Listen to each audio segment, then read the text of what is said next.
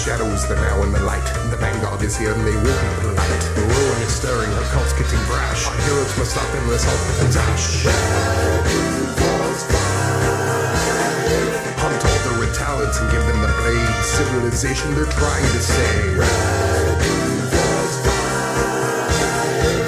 Evil and mayhem have a new foe. The vanguard will teach you the meaning of woe.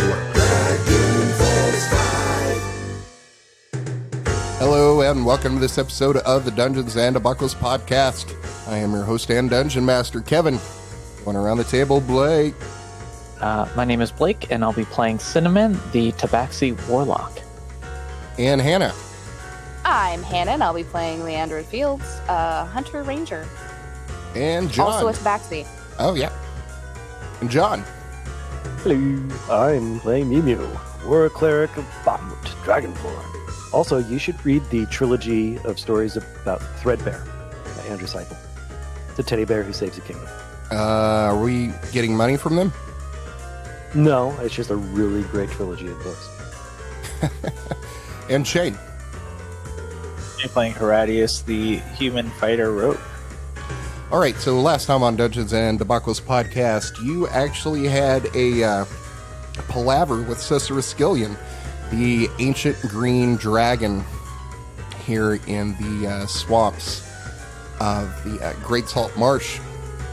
You gave her some information that someone was hunting green dragons down here and harvesting for them for their claws in an effort to create this plague that enrages people called the Red Wrath. That is ultimately fatal. She didn't care that much about that, and she also didn't care that anyone was really hunting green dragons because she has nothing to fear and really everything to gain. Except fear itself. That is such a stupid phrase. But yeah, she doesn't care that anyone is hunting green dragons because she's actually got something to gain from that by getting territory, as far as what you know about green dragons and their love for each other. You met with the shaman of the tribe here, who gave you some information about some of the people who had come seeking Siseraskillion's audience, trying to get information about green dragons in the area, which you thought was kind of odd. You also learned that one of them appeared to be a magic user. You also met another lizardfolk that you were introduced to, who was part of Kissarak's tribe, and you've learned that Kissarak is probably the closest green dragon to you in your hunt for green dragons in this area. He was formerly enslaved by Kissarak, and after some persuasion, he has agreed to lead you to Kissarak's lair. After that, you were asked by the shaman, well, specifically asked Cinnamon, if it were possible to identify a magical item in Siseraskillion's hoard. You were not able to identify it, but in the process of detecting magic, you got some serious magical mojo coming off of something inside of Siseraskillion's hoard.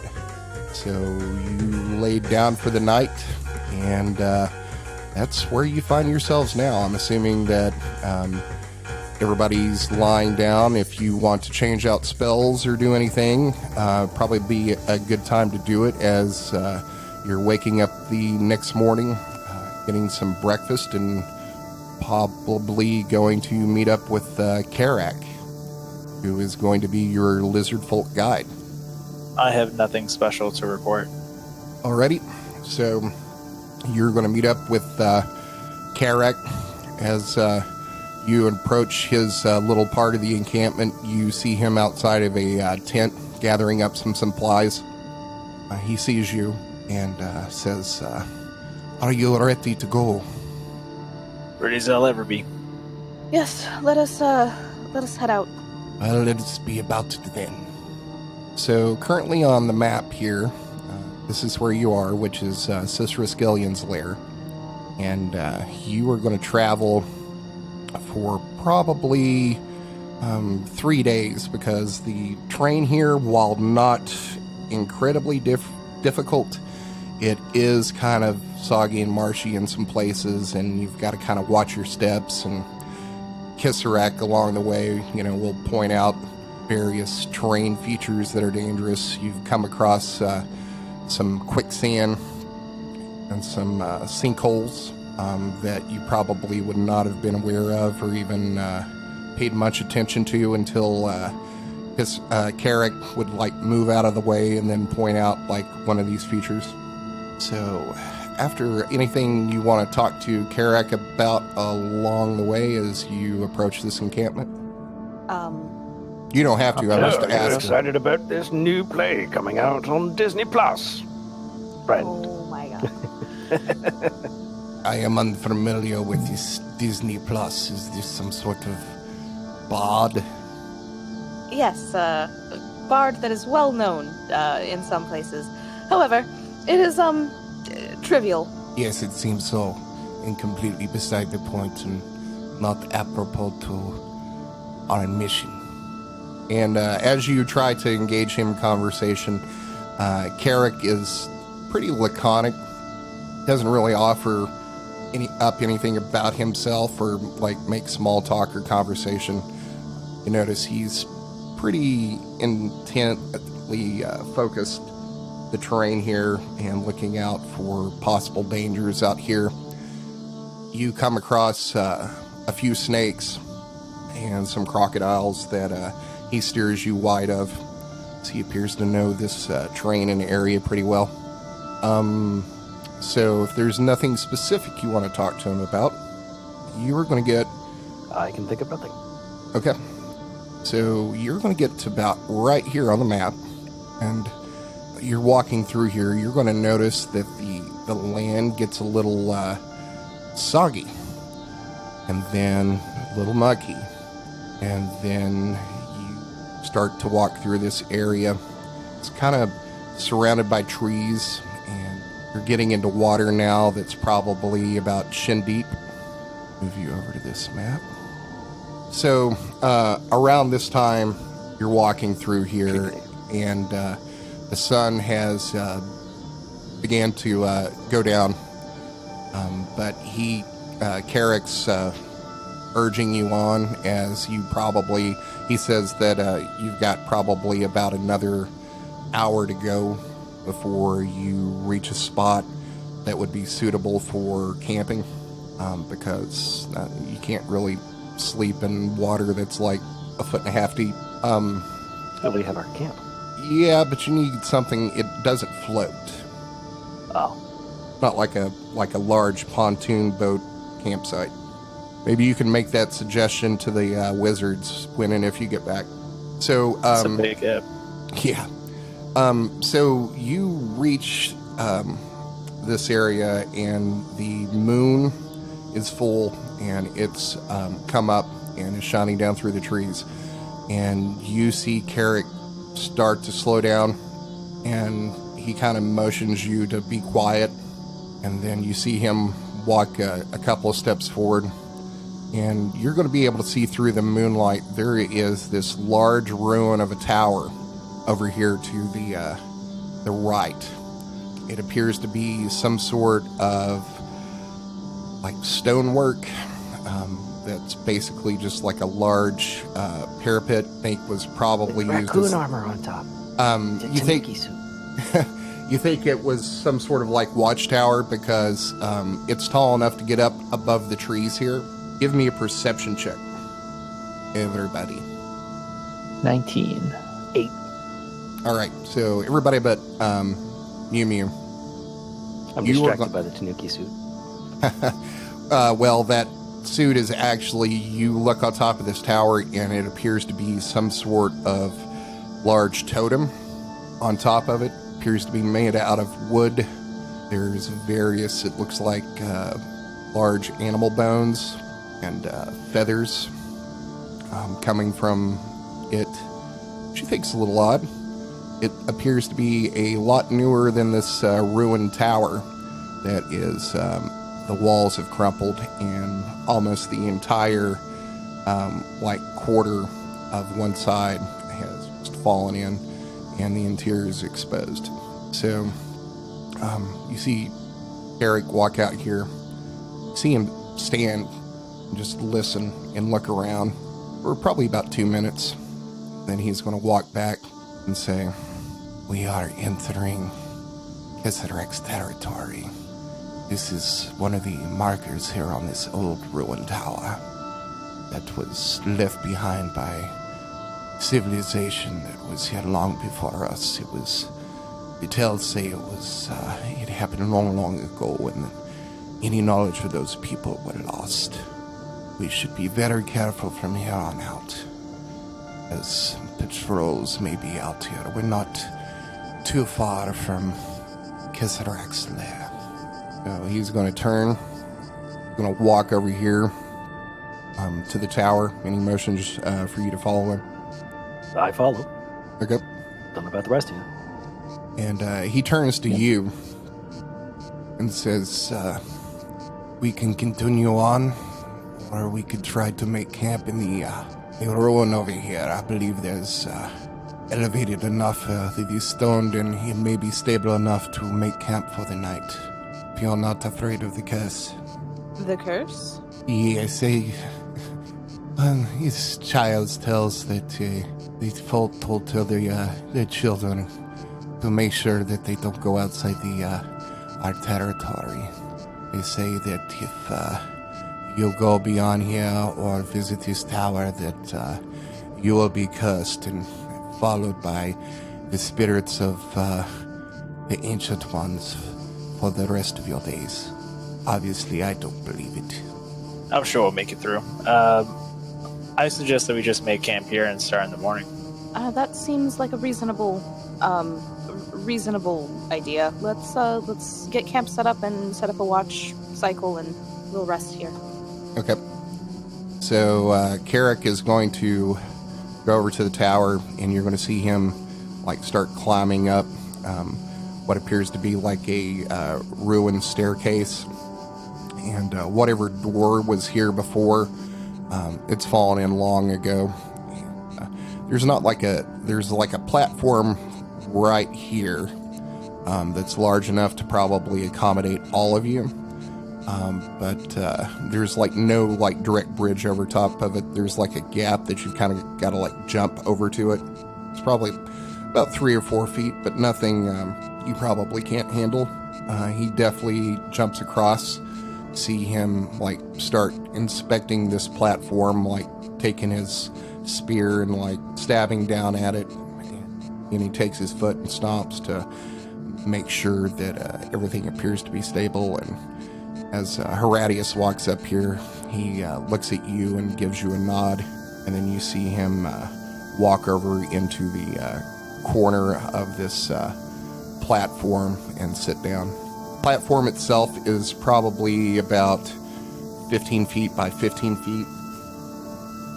You see that it's supported underneath by a stone column that appears to be holding up, although it's fairly weathered and has vegetation growing up around it, and you can see where parts of it are starting to crumble on the outside. Maybe we can try and set up something on the roof. If the roof's sturdy enough, it'll give us a good vantage point to look around. Give me a perception check. Attempt to perceive. Or investigation. Either one will work. Oh. Either one will work. Perception of 20. So you look up, and there's probably about 10 feet from your platform to a platform or to a floor above you. That the stone flooring has crumbled underneath, but it appears to be, looks like there's maybe about 10 feet of platform up here, and then above that you can look straight up and see the top of this platform, and it has crumbled in. You look around for a ladder or stairs, and it appears that the stairway or any sort of ladder was on this side that it crumbled in, and as you look down below into the water, you are going to see some what appears to be like chunks of like long rotted wood that I think if you touched it, it would just turn to dust.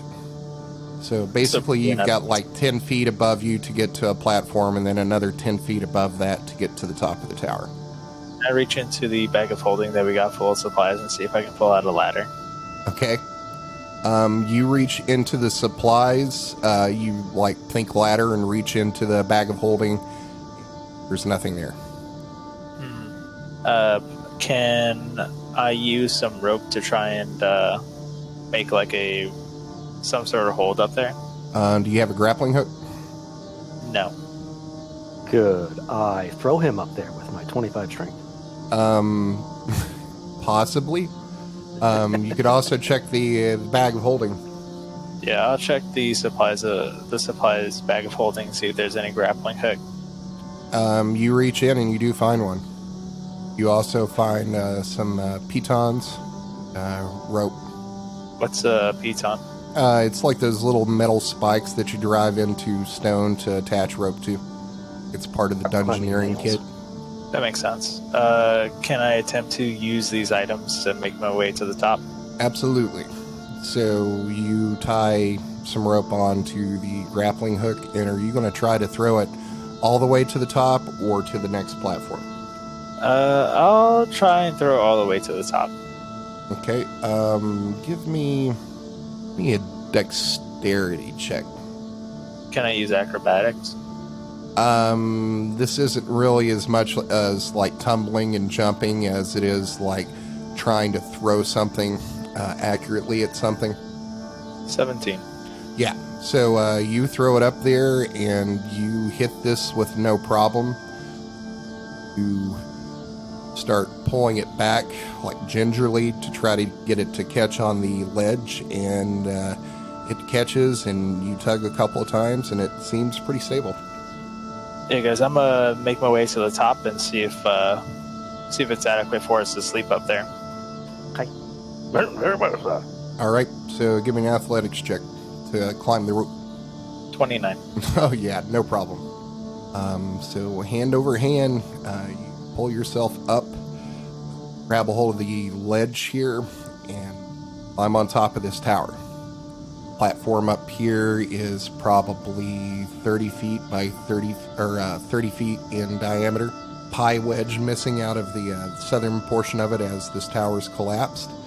You see a hole. It's about 5 feet by 5 feet square. Appears to be a previous trap door that's long since crumbled and fallen away. Look around and you are going to see that this is like weathered stone. Tap your foot down. Seems pretty stable. You walk over to this totem and now you can see that you're closer to it. The wooden portion in the center that kind of looked like a shield, you can now see that it is kind of a crude likeness of a dragon. Looks good to me, guys. Make your way up. I will climb the rope. All right, give me an athletics check. 16. Yeah, you're able to climb the rope and get on top of this tower. I have no possibility of succeeding in any sort of investigation of that Taduki suit, so I'm going to try anyway. What should I? What are you trying to learn about it? Is it like a religious thing? Is it worship of Arseniax or whatever his name was? You can give me a religion check. 4. You're not familiar with any of this iconography, but judging the fact that you are coming into this territory of this adult green dragon, that's basically worshipped by these lizard folk, I think this has something to do with Kisarag. Don't know that it's necessarily religious, that you think it's some sort of marker, perhaps a warning. You don't really know. Okay. No, I am not trained in religion, Shane. We covered that a couple weeks back. He is a cleric who was inspired to join the church, but has no training, knowledge, or history. Yeah, he's a war cleric. His training is kicking ass. All right, so Horatius and Mjömjö are up here on top of the tower. Eric is going to grab a hold of the rope. Oh yeah, 23. So he grabs a hold of this, and you just see him shimmy up it, no problem. Anybody else going up, or are you staying down here? I'll attempt to get up. I don't know why cats don't have some kind of... You have a climb speed. I don't think you even need to make a roll. Oh yeah, if you've got climb speed, you don't need it. Okay, I'll climb up there. Yeah, I'll climb up too. Me as well. All right, so I pull the rope back up after us. Okay, so you pull the rope up. You all look around, and you're getting a pretty good view of the area around here. There's a lot of trees, but you can see the full moon glint off the water in this area through the trees. You can see as far as probably a good 500 yards as far as like the light glinting off of here, but you wouldn't be able to see anything underneath the trees or the shadows that they cast. But as you look around, you can see that this watery area appears to stop, judging by the glinting through the trees here, probably about a good maybe 2 miles away. All right, so Carrick is going to sit down, and you see him pull out his pack, pull out what appears to be like some sort of meat, starts chowing down on it. Is there enough room up here to set up our campsite? Probably, but there's going to be like edges of it that won't be that stable because you're missing portions here and then over here. You could probably set it up and like pull up some of the folds. You don't really know if that'll interfere with the magic though, either, because where do the tents go if they don't have a place to go? Pull it out if you want. I will not risk it. Okay. Pull out, some blankets and some rations. Not really any fuel up here, but if you wanted to pull some wood out of that bag of holding, you could start a fire up here if you wanted to, because there's really probably nothing up here flammable except for this totem over here to the left of the platform. Probably not the best idea to start a fire in someone else's territory. All right. Yeah, starting a fire on the top of a tower in what is potentially enemy territory is probably a terrible idea. All right, so we'll just say that you eat your meals, settle down for the night. Who's taking watches? I'll take first watch.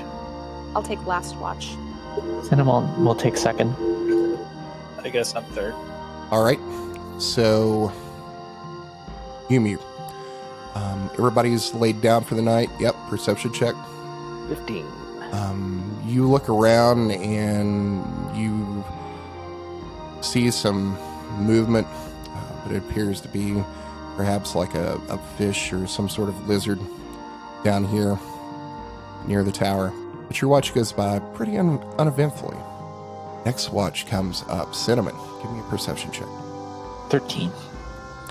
Much the same. You can't really use your hearing because of all the insects and frogs and everything out here kind of drowns out everything. But with your cat eyes, you look around and see some bubbles here and there that you think's probably either fish or perhaps insects skimming along the water here. Next up is Horatius. Give me a perception check. 22. All right, so about halfway through your watch, you are going to see some movement over here by this tree, and then you're going to see some ripples come out of the water and start. They make it out to about here, so whatever movement is causing this, you think it's pretty sizable. You don't really see anything else. You obviously can't hear anything. Cinnamon and Leandre have dark vision, right? Yep. I'm gonna nudge Leandre awake. Hey, Leandre, there's something moving out there and I can't see. Take a glance. I will wake up and look. Okay, give me a perception check. 21. All right, so you look down here, and it's not hard to trace the ripples back. You start seeing something moving over here in these tall grasses. And then you see what appears to be like tall grass moving on its own through the water. And then you see it move over here. And then you see it move where over here. we don't see anything. Oh, you're not seeing my pings? No. How about now? Yep, there it is. Okay, my bad. So you see the movement start over here, and it looks like tall grass. And then you see the grass moving. See it move over here, then over here, and then you see it right here, and it stops. I'm going to turn to Horatius and say, wake the others, but quietly. I'm gonna nudge everybody awake. Okay. Oh, what is it? There's a creature moving outside the camp. So you kind of lose sight of it, and then you see the movement again, and it's still in the shadow of one of these trees over here, and it's basically, it looks like a shape to you. It appears to be green and brown. Appears to have like vines hanging off of it, and like vegetation that you kind of see like flow back and forth. Appears to be wet, and you're going to see it walk out of the shadow of the tree over here and over here to these grasses, and you're getting a better look at it now that the moonlight is shining off of it. And it appears to be kind of like a pile of like vegetation that is green in spots and rotted in others. It's wet, kind of got almost like a kelpy look to it. But you're also going to see like bits of branches and stuff coming out of it. It's roughly about 6 feet tall, about 4 feet wide. Kind of moves with this lumbering gait through the water. I'm going to turn to Karik and say, ask him if he knows what the fuck that is. So he goes over and he looks over the edge, and he looks back at you and does like a finger, like be quiet, like you've been too loud already. And then he pulls you over to the edge, or away from the edge towards the center of this, and says, "You must be very quiet. It is what we call a shambling mound. You're very dangerous." All right then, I say quietly. I whisper to him, can it reach us up here? Give me a stealth check. Oh boy. 22. 3. Can it reach us up here, old chap? I whisper very badly. Yeah, you're kind of like a loud talker. And it's just because of like your physiology and personality. And you say that, and as soon as it leaves your mouth, you're like, oh, that was too loud. You see this thing turn and look at the tower. See it start moving toward the tower. Oh dear. Oh dear, oh dear. And you See it come over here, around, and it doesn't seem to see anything. Walks this way and around the tower. Doesn't seem to see anything. Walks up here. This goes on for probably about like 5 minutes as it's investigating this tower. Everybody give me another stealth check. Trying to be quiet up here. 14. Good old 11. 12. 19.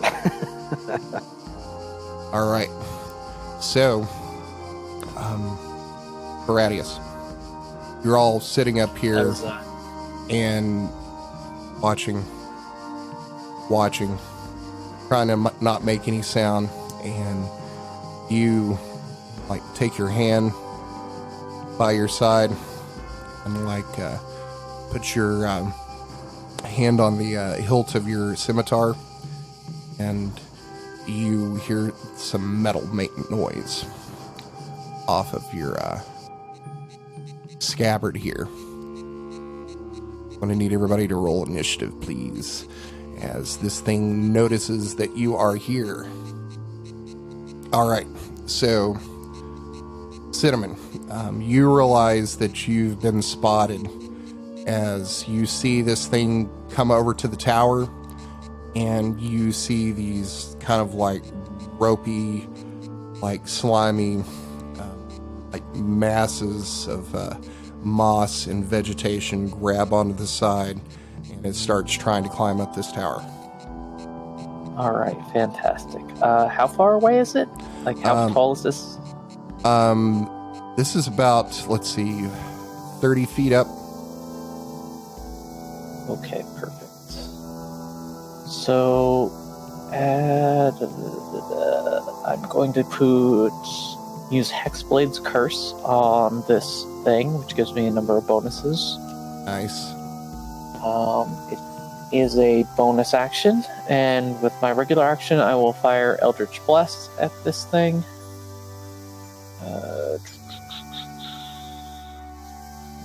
2, 17, and a 22.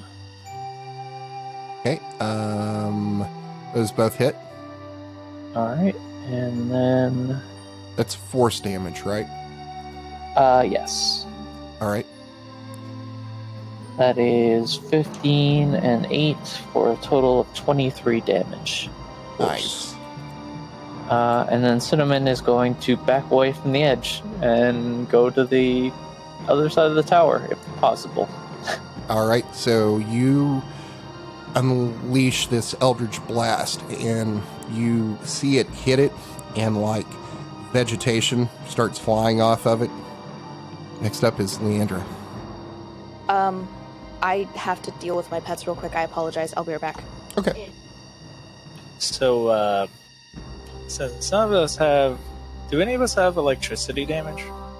Lightning damage? Are you metagaming? I don't think any of us have any lightning damage to begin with, so I don't think it matters. Metagaming, sir. Yeah, I'm pretty And sure why would all I- have is radiant. Yeah, why would I ask if... I'm not trying to have people stop using it, but I mean, I was like 90% sure that none of us have any. Still metagaming. Shame on you. Is it? Negative inspiration. Ah! And I get to roll. Oh yeah, that's right. Leandre has inspiration right now. Dude, me and Blake get inspiration. Well, was it Blake? I think me and Blake put our backstories up on like February. Where are those? They're on the group chat. Freaking. On Facebook? 1 second. Yeah, they're on Facebook. Yeah, they're I somewhere can up send there. you. Send me the links I and I'll apologize. give you both. Oh, it's all good. No, it's not. Mouse decided he wanted to, I don't know, lunge at the cat, and I don't accept that, so... All right, what are you doing? And don't forget you've got inspiration. I had forgotten I had inspiration. Sorry, I just ran up and down the stairs. Catch your breath. I'm gonna fire some arrows at this thing. Okay. With my oath bow, and I'm going to do the oath bow thing. Okay. With the oath bow thing, it's a 15. That'll hit. Excellent. And then second shot. Oh no, that's a 16 because it's Oathbow. Yep, that hits as well. That is, what, a total of 4 damage? 8 damage. Or yeah, total of 8 damage. And then I'm going to turn to Carrick and say, how do we kill this thing most efficiently? We usually just run. They're very dangerous. Don't let it touch you. Good to know. Is that it for your turn? I think so. Am I boring you? I think so. You think that you're boring? I'm boring you? No, I'm sorry. I can put a hunter's mark on it. Yep. I should have done that before, but I'm going to do it now. And then next step. All right, Mjömjö. I am going to cast blindness/deafness on this guy. Okay. So it needs to roll a con saving throw. Okay. Spell save is 15. So you cast it, and I'm gonna blind it. Nothing that see apparently happens to it. Oh dear. It doesn't see. Possibly here. Alright. So that was my action. I think I'm done for the turn. Yep. All right. Next up is the Shambling Mound. You are going to see it start climbing up the side of this, and it's going to get about 10 feet, and that's about as far as you're going to see it make it. Next up is Horatius. Okay. How tall is this tower again? 30 feet. These things don't appear to be that quick. I need to find effective range options. I will shoot him with my cross light bow. Cross light bow? My light crossbow. Okay. I was imagining like Thundar the Barbarian Sun Sword, except it was a crossbow. For 6 whole points of damage on a 14 hit. Okay, so you aim down and shoot, and it goes wide. Hell yeah. Next up is, you have anything else you want to do? No, it's loading, so I can't use it twice in the same turn. Gotcha. Cinnamon, you're up. All right. Cinnamon is. Wait, you took down the rope that leads down, right? I pulled it up after us. I think we could set it up real quick. We'd probably take an action. Okay, yeah. Cinnamon will use an action to lower the rope so we can get down from the tower. Okay. And then use his movement to climb down the rope using his climb speed. Okay. So we'll say. Sorry. So you've got to. You can move 30 feet. So yeah, we'll say that you make it to the bottom here. Okay. Sounds good. That's it for Cinnamon. All right. As you get to the bottom here, make it to the stairs, and you are clambering over this wood over here. Give me a perception check. That is a 22. You see some movement in the bushes right here. You see what appears to be another shambling mound. That has apparently heard this commotion and is going to be moving towards you. Fantastic. Isn't it, though? It was right after the other shambling. All right. Is that it for your turn? Yep. All right. So next up is Leandre. This is bad, guys. These are bad guys. Speak properly. I was referring to the Yes, I know. situation and to you. Alright, so I'm going to, I guess, Oathbow attack the Shambling Mound again. The Okay, first Hunter's one, that's a 13. That's going to miss, unfortunately. And then a second time, 19 Oh, yeah, that hits. with a Hunter's Mark. So you fire the bow down into this thing, and you sink it into what you would think would be its head. If it had a head, it's going to be a total of 15 points of damage. Correct. Nice. Next up is Mjömjö. Alright, this time I'm going to avoid doing anything too fancy. I'm just going to cast Toll the Dead on on the Shambling Mound that has already been injured. Okay. What's the range on that? I don't. 60 feet. Okay. That's a creature you can DC see, so we'll say you 15. move over here. Wisdom save. What was the wisdom save again? I'm sorry. DC 15. Maybe they shambled off. It passes. It succeeded. So, no damage. Annoying. All right, next up is the that's fine. Shambling Mound that's going to climb another 10 feet. And you look, Mjömjö looking over the edge here, it's getting kind of close to the top. That'll end its turn. Getting up here, fellas. Next up is Shambling Mound number 2. As it starts moving towards Cinnamon. It's going to be able to make it over to you. And it is going to try to slam you. I think the macro is broken. It is broken. Alright, that's a natural 1. Nice. That is... Target takes... Oh, no, I rolled the wrong one. Take -5 to initiative for the rest of the day, so that won't really affect it much. And apparently I've moved the map by accident. Maybe. Did I screw up? No, okay. Alright, next up is Horatius.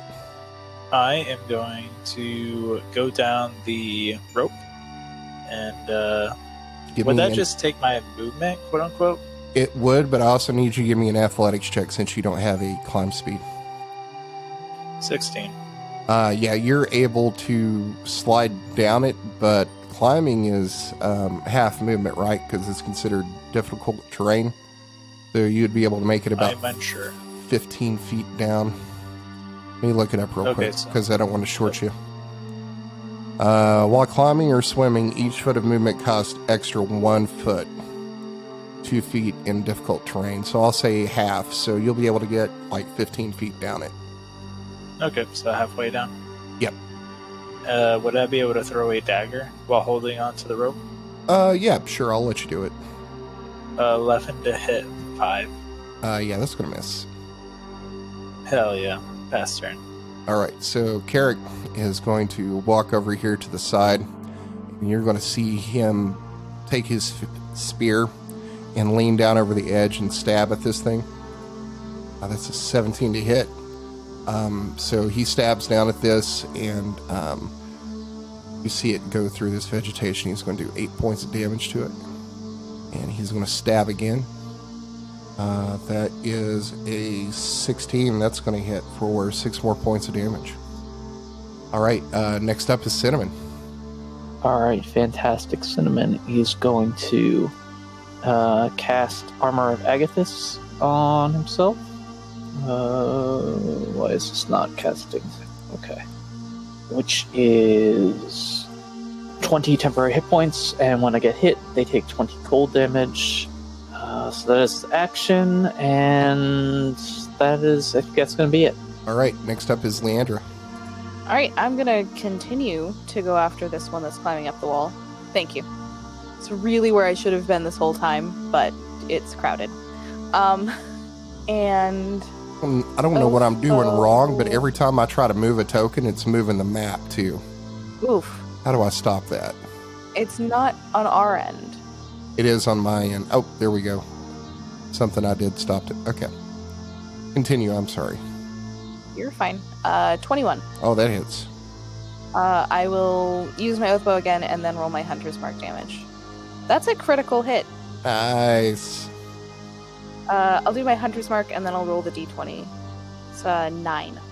9. That is Unleash the Birdies. Your attack hits so hard it dazes your opponent until the end of your next turn. Sweet. Now I'm going to use a bonus action. Ensnaring Strike on... what's the range? Hold on. Never mind. It is not what I thought it was. It's really self? Sorry, I'm really close to my mic. It'll also break your concentration on Hunter's Mark. Oh, you're right. It's concentration. I lied. I'm not going to insert Snaring Strike. I'm just going to sit here and be happy with what I did. All right. So those arrows like start slamming into this, and now you can see the arrows go through it and then out the other side, dragging chunks of vegetation with it. Mjömjö, you're up. Okay, how far down the wall is this thing? It's about 5 feet from the top. Okay, so I can't quite reach it yet. All right. If you lean over, you would be able to hit it with a melee attack. Okay. Okay, I will not do that. Instead, I'm just going to do another Toll the Dead. Sorry. Didn't acknowledge it first. All right. So, DC 15 on a wisdom save. It fails. Okay. 15 necrotic. It's already been damaged, so yeah, 15 necrotic. Yep.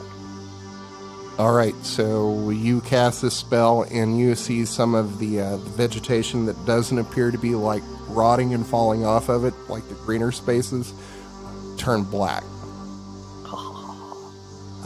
Next up is the Shambling Mound, but it's dazed, so it can't do anything, I think. Or is that stun where it can't do anything? Dazed may just be it gets one action. Oh yeah, it's the same. So it skips its turn. Next up is Shambling Mound 2 that's over here in Cinnamon's face. Going to try to attack you. Oh, shit. Alright, that's an 18 to hit you, Cinnamon. That will actually miss. Yep. Alright. Horatius, you're up. That's me. I'm going to make my way all the way down. Do I need to roll another athletics? I'll say you're able to make it down without an athletics check. Sick. And then that'll use all my movement. I'll shoot the dude with my Shambling Mound 2 with my crossbow. Okay. 25 to hit, 4 damage. Oh, yeah, that with hits. Sneak attack. Let me be cautious, D6. Plus 1 damage. Sick. And with my second action, I'll throw my second dagger. 14 hit, 7 damage. That's gonna miss. Hell yeah. Pass turn. Next up is Carrick, who's going to stab down at this Shambling Mound right here. That's a 25 to hit for 8 points of damage. Alright, next up Cinnamon. Alright, I'm about to end this man's whole career. I am going to cast Polymorph and turn myself into a T-Rex. What? What? What's the T-Rex's CR? It's 8. Okay. I'm sorry, can we just appreciate that you looked that up to make sure that that's something that I'm sure this has been planned. I've had this in my back pocket for a while. I figured if I ever got in a situation I couldn't get out of, I'd turn into a T-Rex and just do what T-Rexes do, I guess. Fuck shit up. But T-Rexes aren't vegetarians. He's got a point. But he does have there's a point. no Ankylosaurus lying around about to break this T-Rex's ankles. So the stats on that can be found on the Monster Manual, page 80. But basically I get 136 hit points, my armor class is reduced to 13, and I get a bite and tail attack, but I can only use one attack against one target, blah blah blah.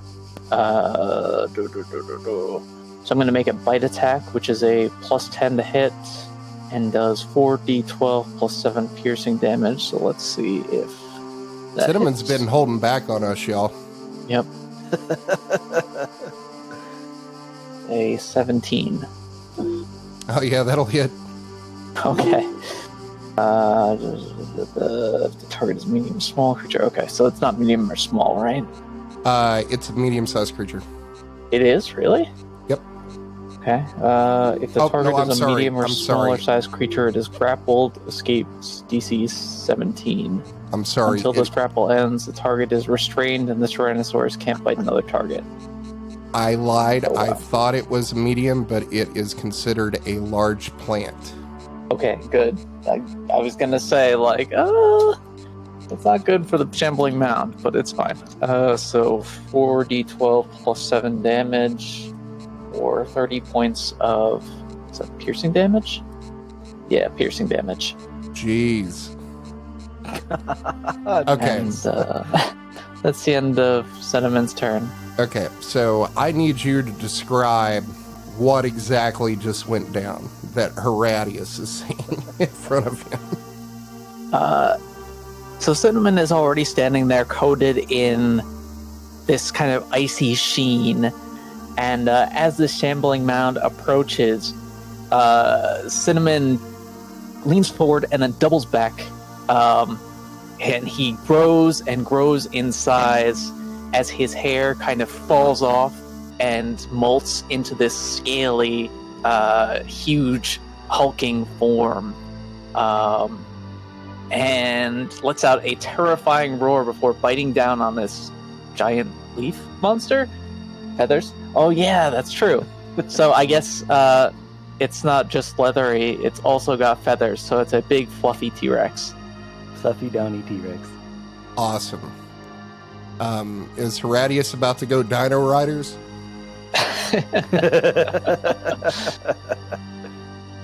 Would riding it count as a land vehicle? No.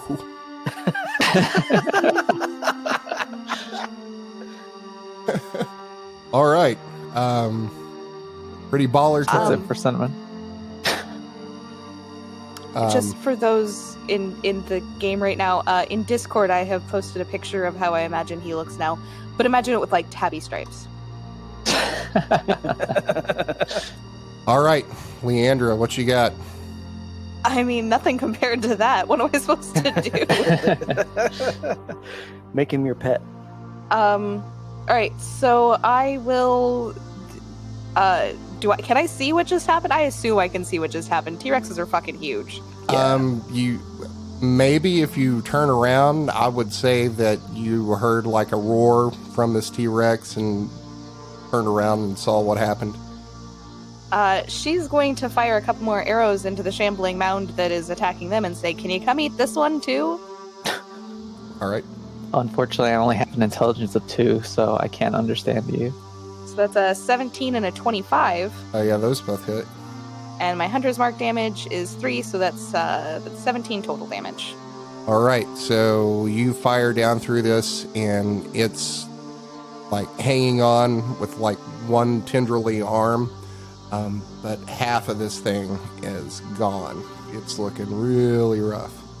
Next up is Mjömjö. All right. I'm going to lean the wall and swing at it with my possibly magic longsword. Probably magic. And I'm going to... Wait, is it still... It was at dazed? the end. No, it's not dazed anymore Okay. because that ended at All the right. end of Leandre's turn. In that case, I'm going to use my War God's Blessing reaction to give myself plus 10 on that attack roll. All right, so that's 23. So I'm guessing that'll hit for 7 damage. And now, Divine Strike on hitting with a weapon attack, I can make it deal 1d8 extra damage to the same type. Yay. 1 more damage. And now, I can do a bonus attack because I'm a War Priest. So, 18 to hit it again. Yep, that hits. Alright, for another 10 damage, so done 18 damage this round. Okay, so what's it look like when you dispatch this thing? So this is a long sword, so I slice into it a couple of different times. The last attack slices off the last tendril holding it to the wall, and it tumbles vegetatively to the ground. So it just sort of rolls and flops and splashes into the water Okay, at the base of the tower. so you hit this thing twice, right? Yep. Roll me 2d4s. Alright. 4 and 2. All right, so take that 6 and add it to that number that you've been keeping track of. I'm now up to 16. All right, up is Shambling Mound 2. Thing really has no intelligence and does not realize the danger that it's in. It just sees like food. So it's going to attack this T-Rex. I've only got an AC of 13, so he should pretty easily hit. Don't you have like 130 hit points now? That is also true. That's a 16. Awesome. For how much damage? 16 damage? Yeah, 16. Sweet. That hits my temporary HP that I still have from the ice armor stuff. And it does 20 points of cold damage to him. You keep that? Yeah, no. It lasts until I take a long rest. Or Okay. it runs out of HP. Your polymorphous concentration. Is your other thing concentration too? I don't believe so. It could be. If it is, then that'd be pretty funny. No, it's It's just not duration concentration. 1 hour. No concentration. Okay, so that is a 15 to hit. That'll hit. 19 points of bludgeoning damage. Alright. I'm out of temporary hit points, but that's another 20 damage to him. Okay. And did you take... Okay, cool. Is your temp HP gone? Yes, my temporary HP is gone. Okay, so what was the bleed over? Bleed over was 15. Okay, so give me a Constitution save for your concentration check. A 12. So that would be a pass, right? The base DC is, 10 or half the damage that you took, Yep. whichever's higher. Yeah, so that would have been 7, so that's a pass. Fantastic. And that was I love 22 the idea points that of this is 22 points of ice damage that it took, right? 40 points. Hit me twice. Oh, 40 points. Geez, what level did you cast that at? It Right. always casts at max level for Warlocks at level Warlock. 4. Yikes. So it slams into you, and you see this ice forming all over it, and like bits of this vegetation start breaking off as it slams into you a second time. It appears to have really done some damage to it. Horatius, you're up. That's me. I'm gonna run over to the Shambling mound and hit him with my sword. 25 to hit for 14. That hits. I'm going to cast, well, not cast, but I'm going to attempt to hit it with a maneuver attack, trip attack, which adds a 1d8 of damage, and then it has to roll a check to see if it is knocked prone or not. Let me find the save real quick. Strength. 8 plus proficiency plus Dexter strength, which I think strength is more. That's a 10. 4, 3, 7 plus 8, 15. Yeah, so you knock this thing prone as you Excited. sweep down and chop out what it appears to be like a tendrily leg that it was supporting itself on. Anything else for you? Yeah, I'm gonna attack again, and since he's knocked prone, I have advantage, I believe. Yep. 26 hit for 12 points of damage, hitting with sneak attack for 6 extra. So what's it look like when you kill this thing? So as I run towards him with the T-Rex by my side, I'm going to slice at its tendrils on the ground, which causes it to lopside, and then I sweep across its upturned side to slice off the rest of its tendrils, and just go straight down the middle. Nice. All right, so that's going to take you out of combat. Eric's going to look at Leandre and say, "Your friends here are truly powerful. I'm amazed that you made such quick work of such terrible, terrible foes." Well, if I'm being honest, I wasn't aware that Cinnamon could do that, but we do what we must. Yes, what the fuck is that? Haven't the slightest. Seen many lizards and crocodiles, but wow. Indeed. Let us, what time is it? At this point, it's probably like 3 o'clock in the morning. Alright, let's try to get some more shut-eye before we head out. All right, so guess Cinnamon and Horatius, are you climbing back up to the top? Yep. Yeah. All right, so we'll say you make it up there without any issue. You are able to catch your breath and the adrenaline goes down, and you're able to close your eyes. Everybody except for,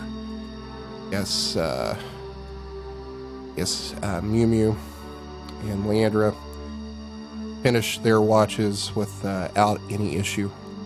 Next morning, break camp, climb down the rope here, make your way further into the swamp. So you are right here, and you are going to travel for about another 12 hours or so, stopping to take breaks and eat lunch. You are nearing Kissarak's lair, according to Carrick, that you'll be there soon. At this point, the sun is going down, night falls. There's another basically full moon this night. As you approach the encampment, Carrick's asked you, you want to press on? We are probably less than a mile from the hill, Kissarak's lair, or we could make camp here, but we are discovered by his followers. May not go well in the night for us, coming unannounced, making camp. They will know this area well and perhaps will get the drop on us. But it is up to you. Perhaps we can find a hidden place to make camp. I would advise continuing on, as I would not rather be caught try to explain ourselves in the middle of the night. Best we don't skulk and make right for his lair. Advised decision indeed. All right, so you're continuing on? Nope. All right, so he takes you about another half mile. It's been kind of sprinkling here for the past hour or so, but it starts going into full rain, while not heavy at this point. It's kind of annoying. You continue on, and you are about probably 500 yards or so from where Carrick's told you this encampment is. And now in the moonlight, you can see over top of this trees, this hill that ascends probably about maybe 150 feet up, as you can tell, as you can see it over the tree line. So you think the hill's probably about 150 feet tall. You are going to start seeing some like smoke coming from this encampment. Carrick says, should continue on, put our hands off your weapons, make no attempt to hide as we approach the camp. May be mistaken for some ill intent. Very well. And he says, how light or dark is it? there's some pretty good moonlight coming down from the trees. It's not directly overhead. It's probably about a 45-degree angle. So you're seeing the moonlight reflect off of smoke coming from this encampment, but you can't actually see the encampment itself yet. Should I cast light so that Horatius and I can see as well as you can, Lieutenant? Hannah? Oh my gosh, I was pressing the wrong button. Yes, that's a great idea. All right.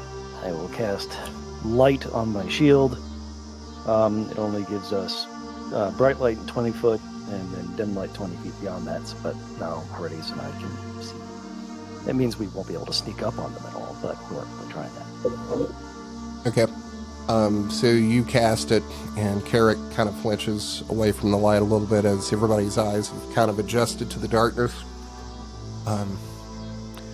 You get about 100 yards away, and now you can kind of see like a clearing at the foot of this hill.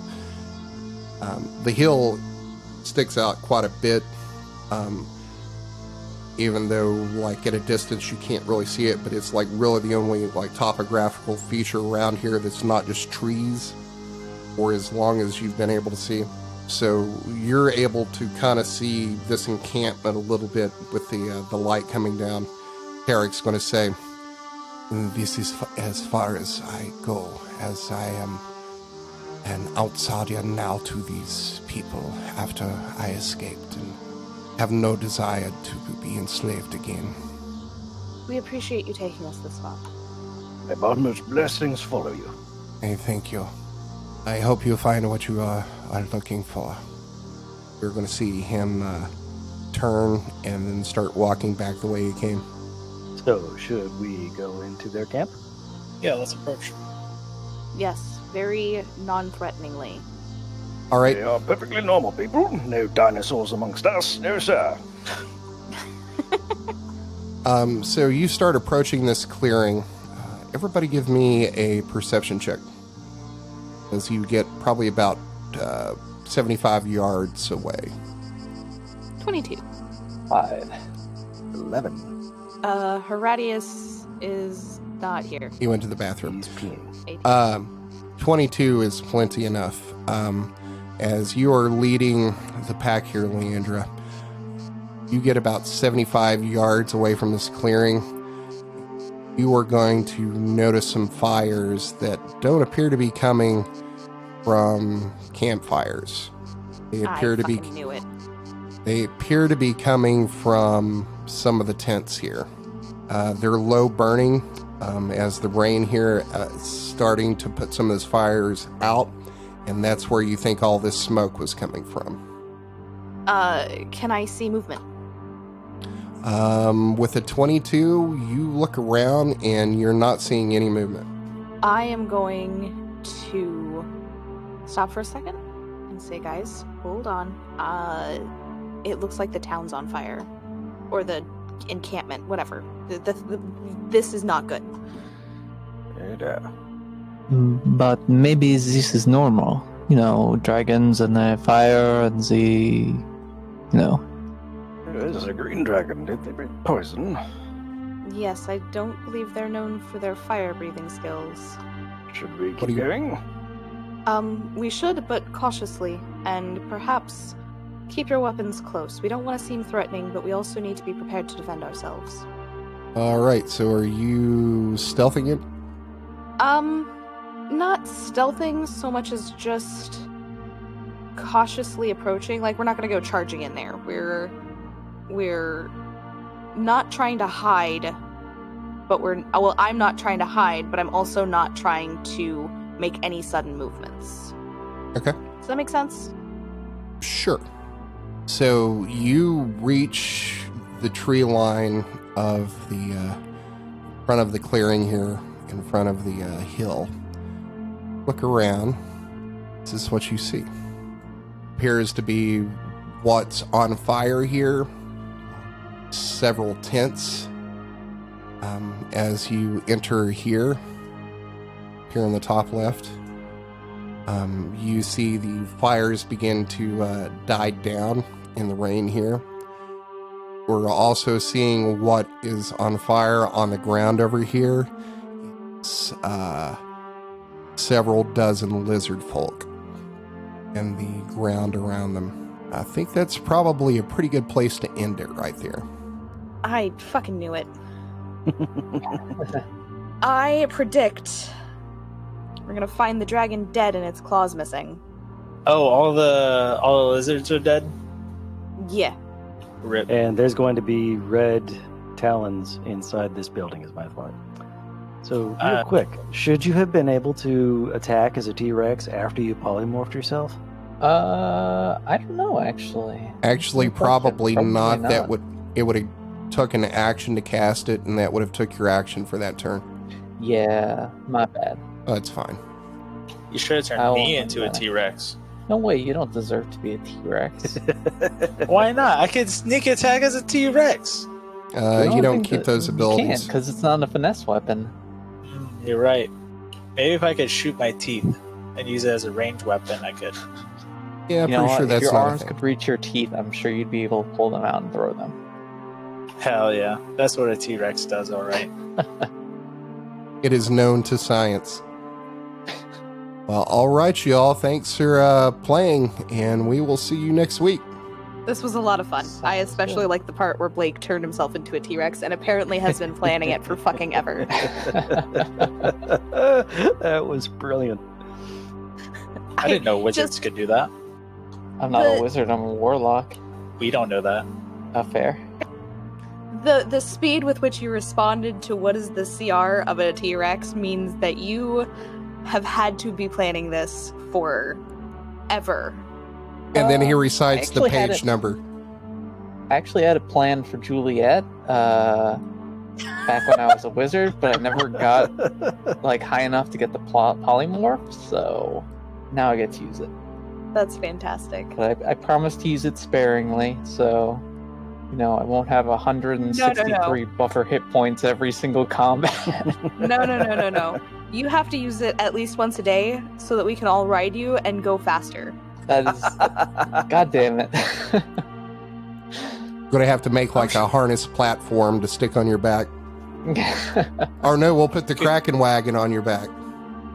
I mean, could you turn into a giant alligator or something? We just float on your back. Yeah, probably. But only for an hour at a time. Yeah. That's fine. No, I'm just kidding. That was fantastic, though. I really appreciate it. Hey, if you guys have any other suggestions for stuff to turn into, just let me know. Giant Apparently, eagles. a T-Rex is the only beast with a challenge rating of 8. Is it? I mean, I just did a quick Control F in the monster manual for challenge rating 8s, and that was the only thing I saw that was a beast. Cool. I guess I picked the right Otherwise, one, you could then. become a young green dragon or something. Yeah, that's not a beast. Thanks for listening to another episode of the Dungeons and Debacles podcast. If I could ask a halfling-sized favor, give us a 5-star rating and review on iTunes. It's the best way to support us. New episodes come out every Monday, so make sure to check your podcast app. Do you have an idea to make the podcast better? Tell us about it on Twitter or Facebook. You can also check out our website to see all the maps, lore, and characters at dungeonsanddebaclespodcast.com. And now a word from our fantasy sponsor. Howdy, folks. I'm Gerg of Gerg's Barbecue and Crematorium, and I'd like to take a minute to address some of the slander about my business. We have some of the finest slow-cooked barbecue in the Plains Nation, and yes, we offer all hours crematorium services, but never the twain shall meet. Rest assured that your delicious combo platter of pulled pork and mutton never touched the remains of someone's loved one. Death comes for us all, and at all hours, and we answer the call. But that doesn't mean you could be eating a person. You have my word, we keep it separate.